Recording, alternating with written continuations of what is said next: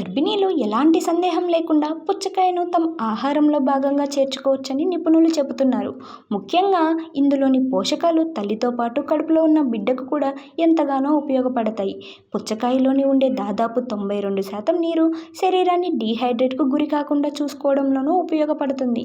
అయితే ముఖ్యంగా సాధారణ సమయాలతో పోలిస్తే గర్భిణీలుగా ఉన్న సమయంలో మహిళలు ఎంతో జాగ్రత్తగా ఉండాలన్న విషయం తెలిసిందే.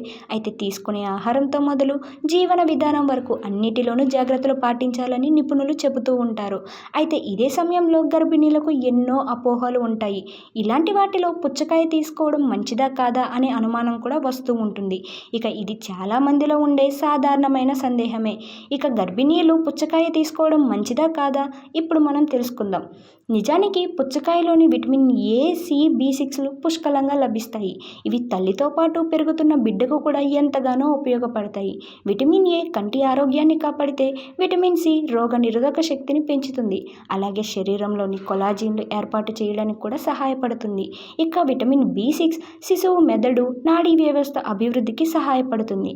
అలాగే గర్భిణీలు పుచ్చకాయ తీసుకోవడం వల్ల గర్భధారణ సమయంలో వచ్చే సాధారణ సమస్యల నుంచి కూడా ఉపశమనం లభిస్తుంది. ఇక గర్భంలో ఉన్న సమయంలో మహిళల కాళ్ళల్లోనూ చేతుల్లోనూ వాపులు కనిపించడం అనేది సర్వసాధారణమే. అయితే పుచ్చకాయ తీసుకోవడం వల్ల ఈ సమస్యకు పరిష్కారం లభిస్తుంది.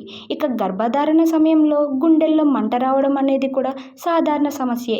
ఇక పుచ్చకాయ తీసుకోవడం వల్ల కడుపులోని యాసిడ్లను తటస్థీకరణ చేయడంలోనూ సహాయపడుతుంది. ఇది గుండెలోని మంట నుంచి ఉపశమనం కలిగిస్తుంది. ఇదే కాకుండా పుచ్చకాయ తీసుకోవడం వల్ల దానిలో ఉండే ఫైబర్ పరిమాణం జీర్ణక్రియను సహజంగా చేస్తుంది. ఇక దీన్ని తీసుకోవడం వల్ల మలబద్ధకం కూడా తగ్గుతుంది. ఇక గర్భధారణ సమయంలో మహిళల్లో ఎక్కువగా కనిపించే సమస్యల్లో ఈ మలబద్ధకం కూడా ఒకటి.